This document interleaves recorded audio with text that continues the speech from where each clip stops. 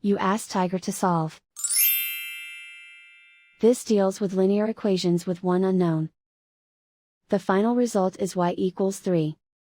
Let's solve it step by step. Group all constants on the right side of the equation. Subtract 4 from both sides.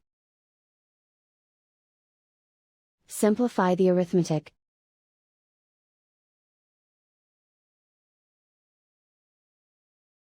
Isolate the y. Divide both sides by -5. Cancel out the negatives.